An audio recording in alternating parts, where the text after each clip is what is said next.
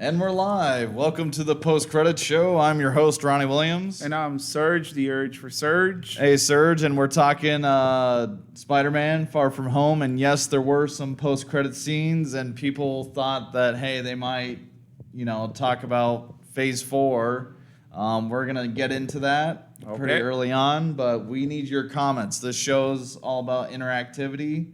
We got some comments that people sent to us earlier that we're going to get to, but if you've caught us during the live stream, please comment at us.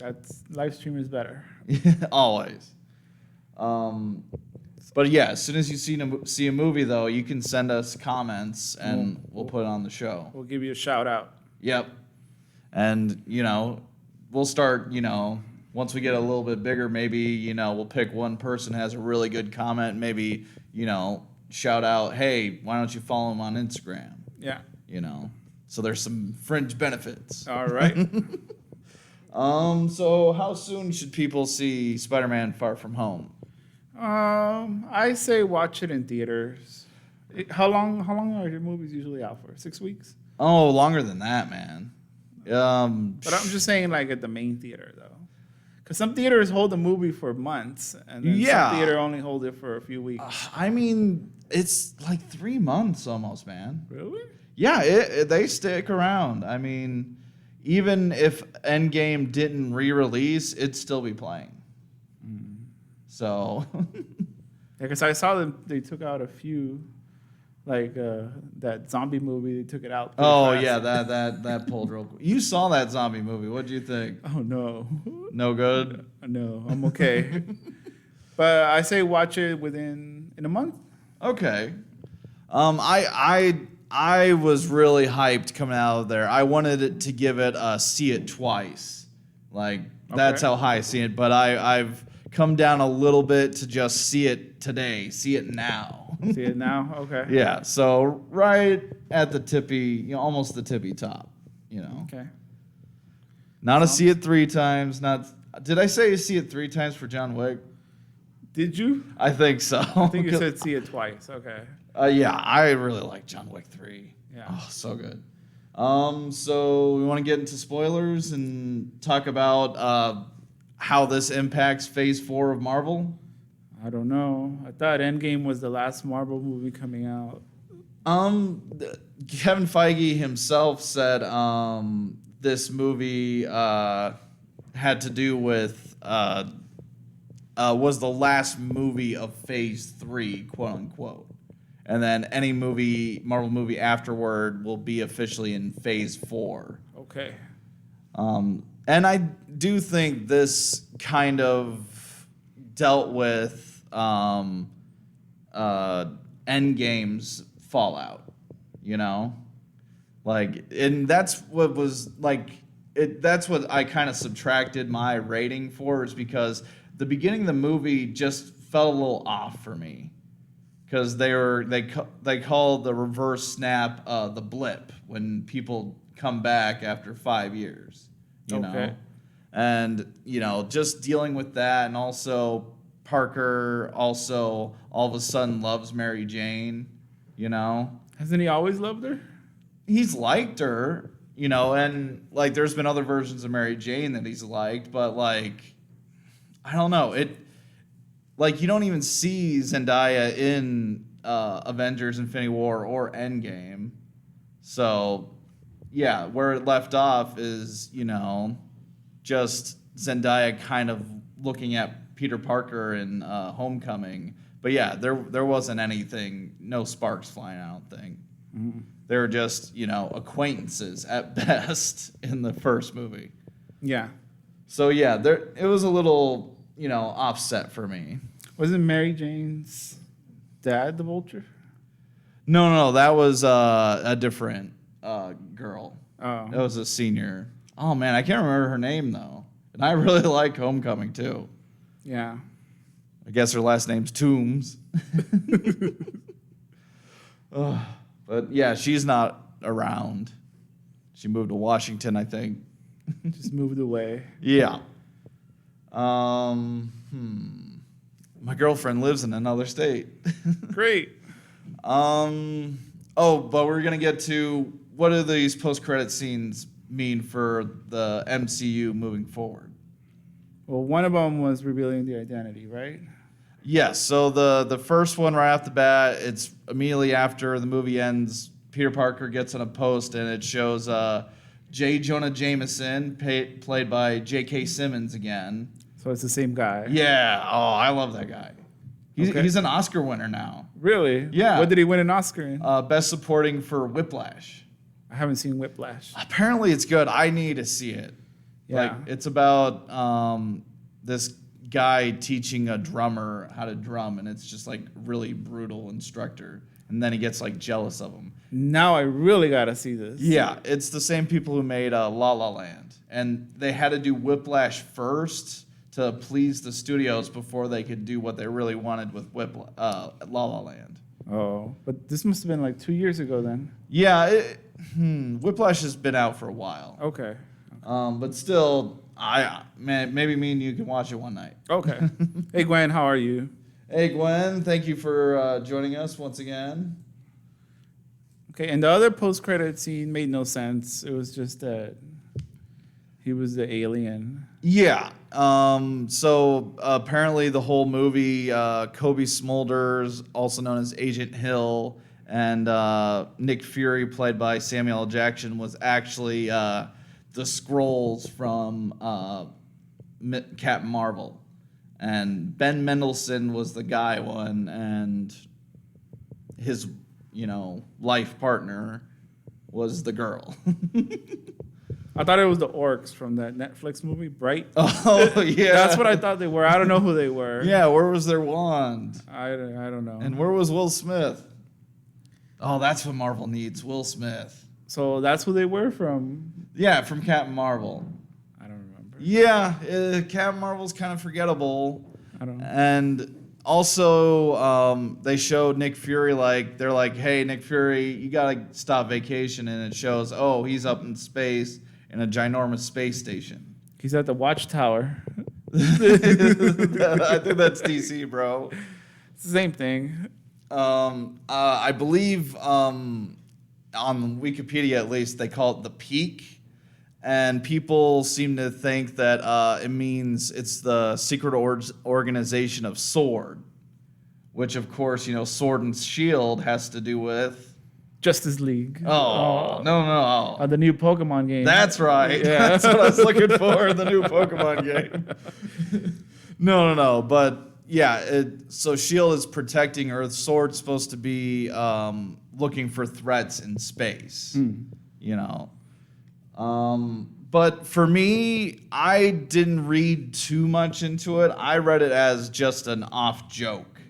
Like, it didn't resound with me like the first Nick Fury is like, I want to tell you about the Avengers Initiative. Mm-hmm. They didn't name anything. And if you look at past post-credit scenes, like Thanos, he gets the Infinity Gauntlet in one of the post-credit scenes. He's like, okay, fine, I'll do it myself. But then they have to, in further films, backtrack it. Like, oh, that was a fake Infinity Gauntlet. He already had the stones in the other?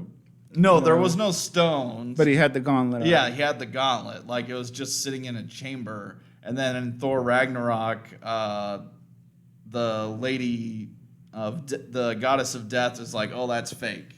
Helena. So they had to clean up their mess. Yeah, exactly. Okay. So all post-credit scenes don't always jive. Yeah.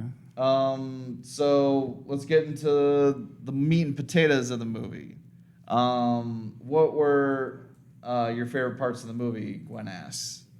My favorite part was where he jumps out of the airplane and he has the squirrel suit, supposedly, and he's like, it's not real, and he goes in the hologram and he's standing on one of the drones, right? And he sees the thing. I saw it in 3D. It was a really good scene. Oh, that would be good in 3D. It was really good. He looks like he's in some tunnel or like some warp thing. Yeah, and the visual was really, really good.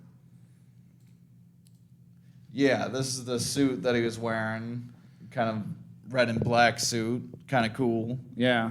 Yeah, that was a great scene. My favorite scene was when Mysterio confronts him, and like is just messing with his head, and it's just all these weird, haunting visuals, and like they're like pulled straight from the comics, like the one where like Spider-Man's in a snow globe, and it's turns out to be Mysterio's head.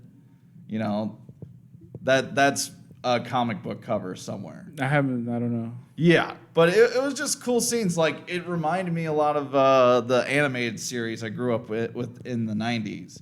Just Mysterio doing stuff to mess with Spider-Man. And, yeah, I really liked the zombie Tony Stark coming out of the grave and had spiders. That just really cool visuals, you know? Just, like, fun. Like, I was watching it, I'm like, oh man, Kevin Smith is gonna lose his shit when he sees this. Yeah. Yeah, Kevin Smith, he's an avid comic book fan, so he probably knew all those visuals on the top of his head. I'll probably watch his reaction, sometime this week. Okay. But yeah, we also got some comments from folks. Let me see. Mark Lum said about time Peter gets the girl again. Well, he got Mary Jane in the other one, right? Yeah. In the trilogy, the first one? Yeah, the first one, he definitely gets Mary Jane by the second movie, and then kind of blows it in the third, becomes a jerk, and then it's kind of left, you don't know whether or not they're going to make it, Mm-hmm. I don't know about this relationship between Mary Jane and the new Spider-Man. Like, what do you think? I think Mary Jane's part is really good. I think her acting and her personality it's kind of different. I don't really know what it is in the comics, but I mean, Mary Jane is like a firecracker in the comics. Like, the first time she meets Peter Parker, he's like, face it, Tyker, you hit the jackpot. Because it's a blind date that his aunt and his aunt's best friend set him up on. Mm-hmm. And Peter Parker's a complete nerd in the comics. Okay. But I don't know. I personally find it irksome that she's like all about creepy history and murder stuff, Okay. I don't know. It just doesn't ring true for me. Like it'd be like something like a high school kid would pretend to be interested but not actually, or I don't know. It's just I don't know. Not my favorite, but the actress I really like. She's really good in The Greatest Showman.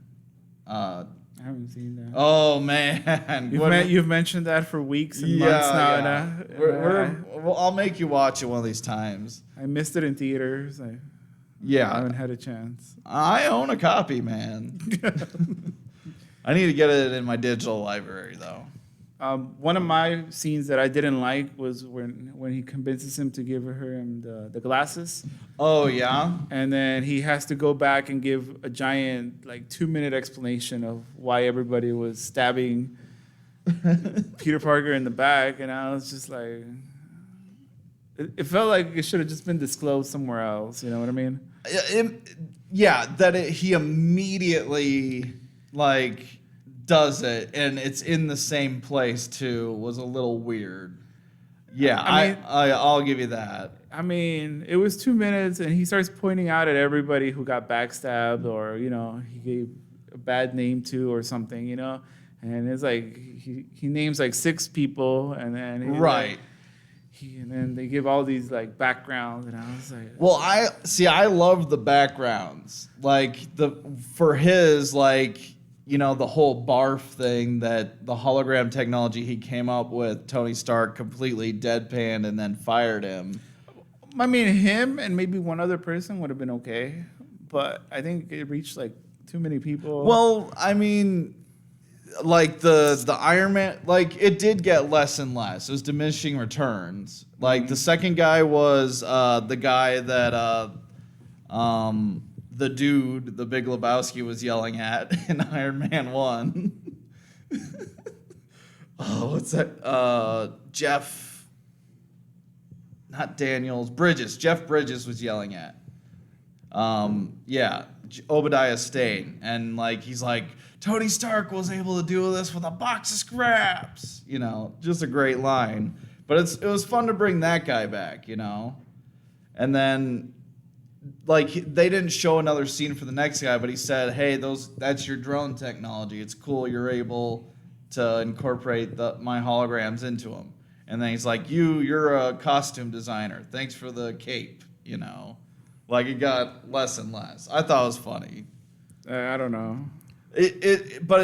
It should have been, hey, he got the glasses. He should sneak away to like his hideout, not the same corner. Like they showed in that very scene, Spider-Man loses stuff.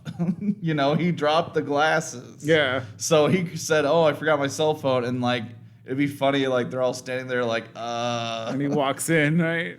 "Where's your costume? What? Why is all this?" these people cheering on Yeah. you? What? Weren't there more people in here? Where'd all most of the wine bottles go? Yeah.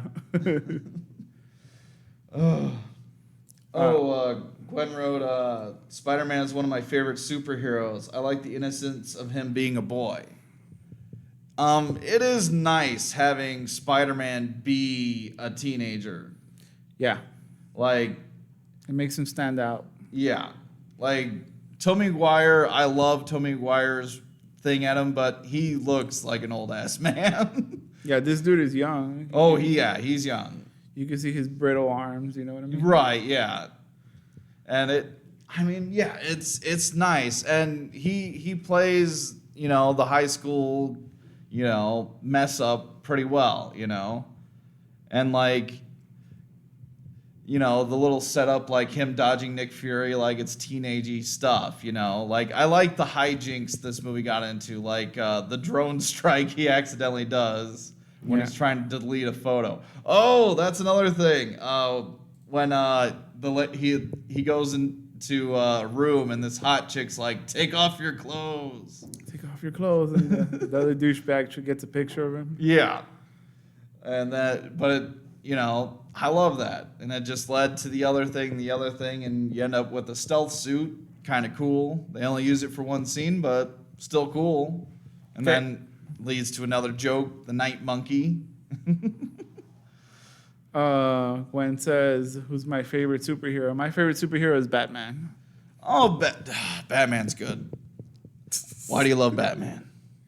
He kicks ass, you know. I'm Batman. I'm Batman. Who's your favorite Batman? The one with that ugly voice.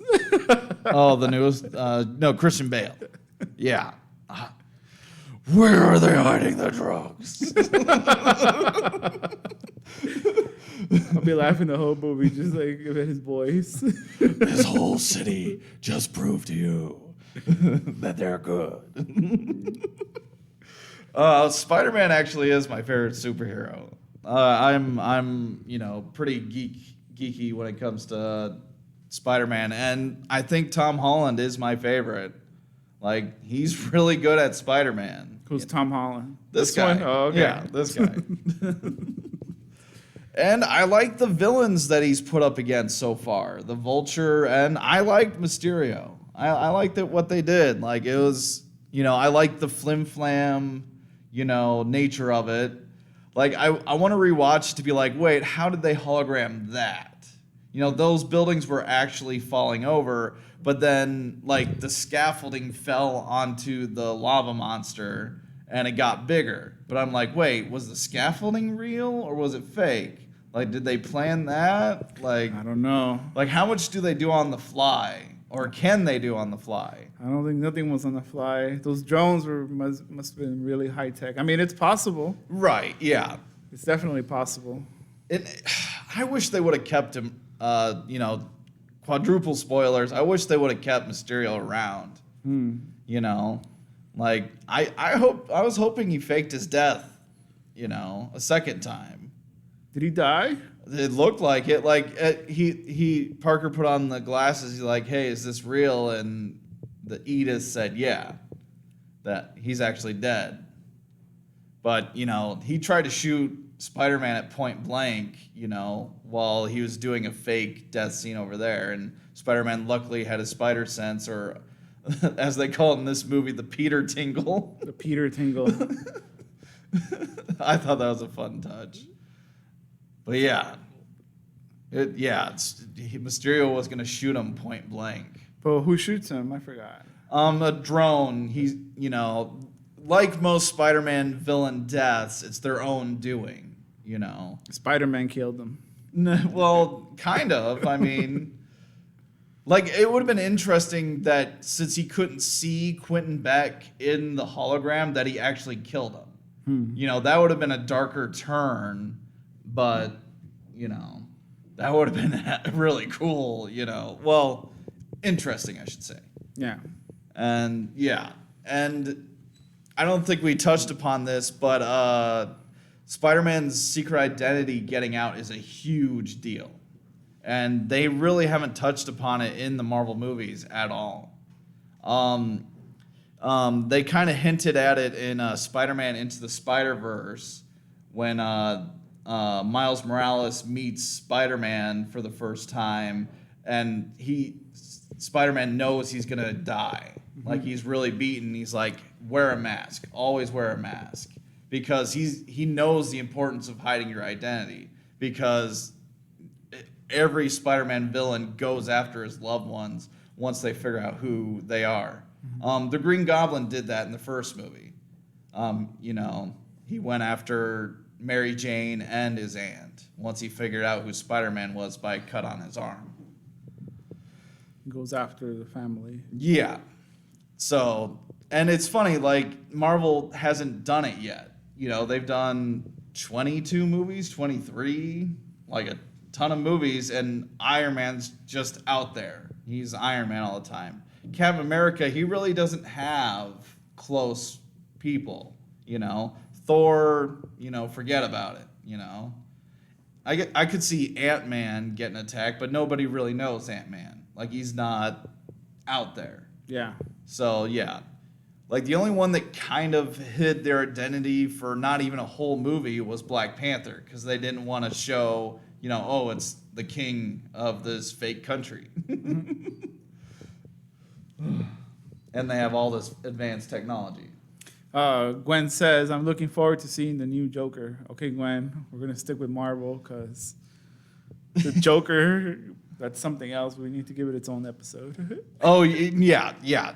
Well, it's going to be big. Yeah, the new Joker movie is going to be fun. Maybe we could touch upon that next week if Stuber or Crawl ends up being not that talkative. Okay.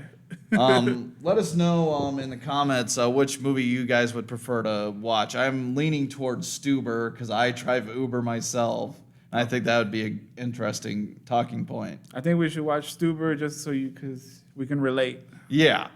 Your brother does Uber too. Maybe we'll bring him on the show. Okay, I'll tell him to log in at least. Okay. Gwen makes a good point. Nobody is scared of Ant-Man. Ant-Man's weak. Yeah. What about Giant Man? I don't know. Anything else? Thoughts? I thought this Spider-Man movie was very original. I think like the scene in Europe and the globetrotting was great. I really liked that too. And I thought it had a lot of originality. It wasn't standard. Well, I got a comment that counters that.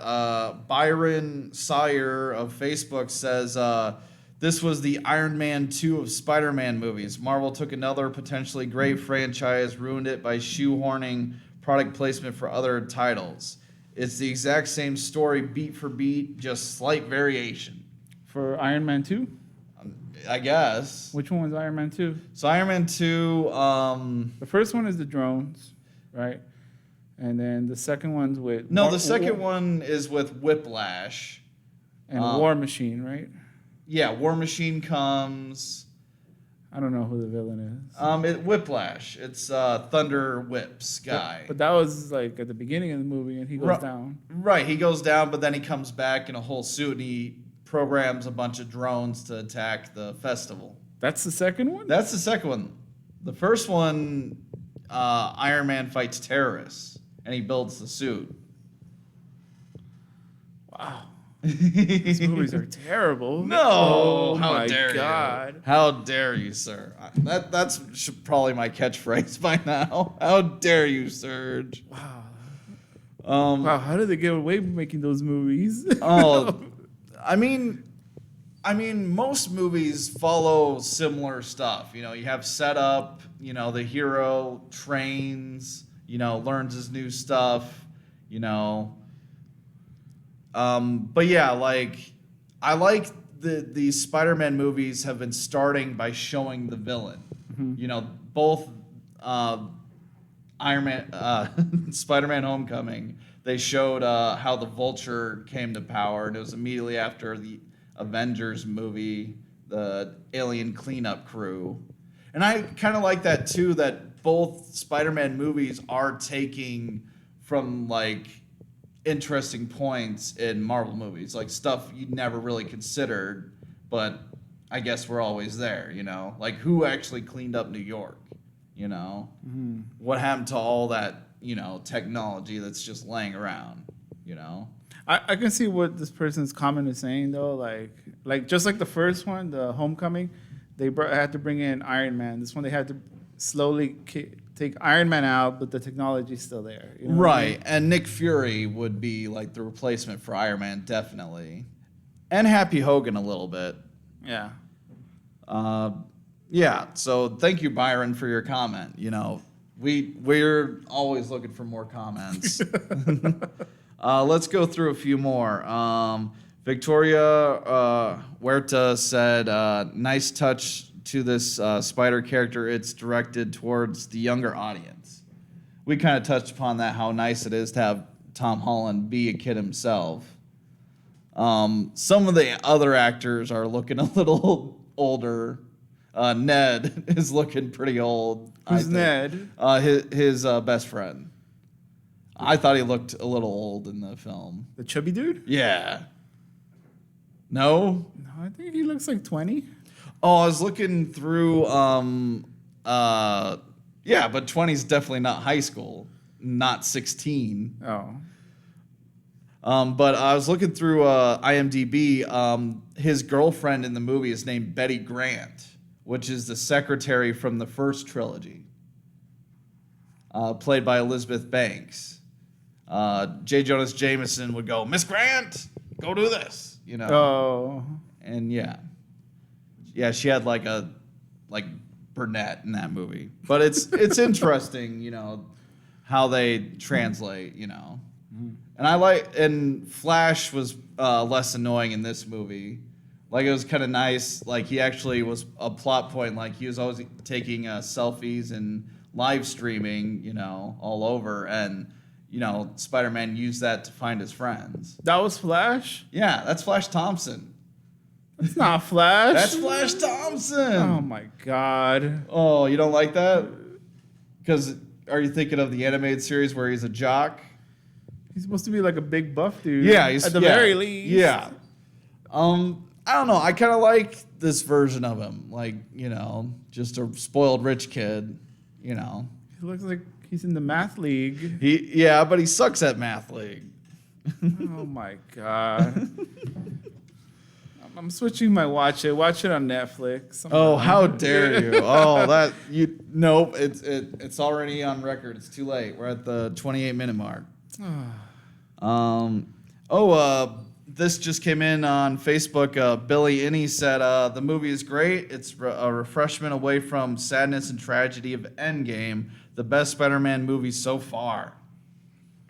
I agree. It is nice to get a chipper movie after, you know, Endgame. And that's kind of what they did. Like, Civil War was definitely a down note in the series. And then Homecoming, like, it's kind of funny seeing Spider-Man's perspective of, you know, fighting Captain America, you know? Yeah. Do you think it's the best Spider-Man movie so far? Spider-Man's best scene is the one in Civil War where he makes his debut. Yeah, he's pretty good in Civil War. Because he's not wearing none of that tech or nothing. He's just going. But what is the best Spider-Man movie?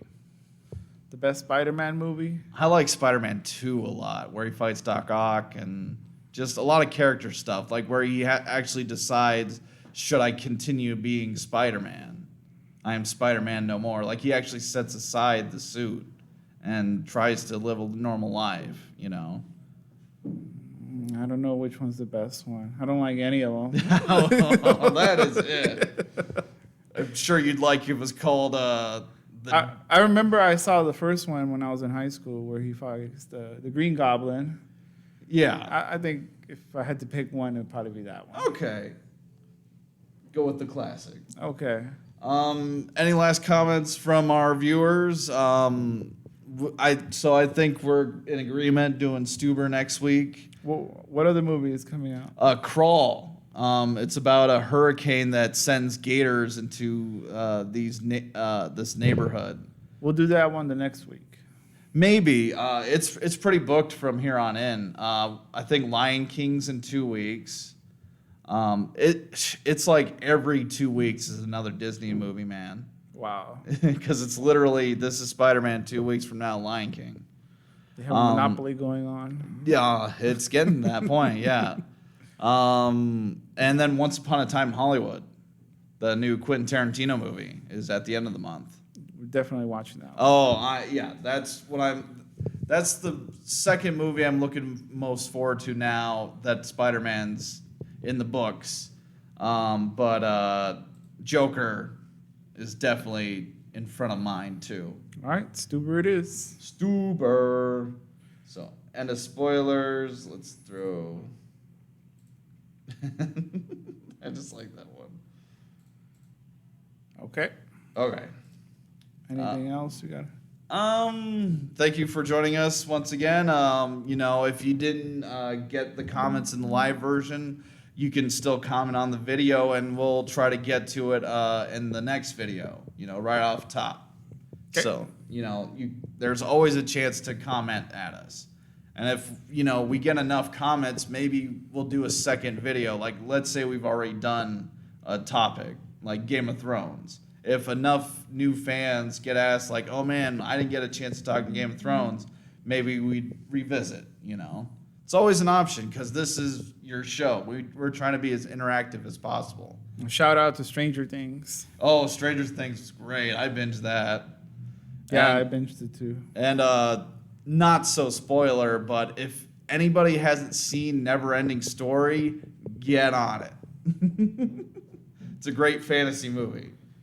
All righty. All right. Thank you again. And I'm Serge. I'm Ronnie. See ya.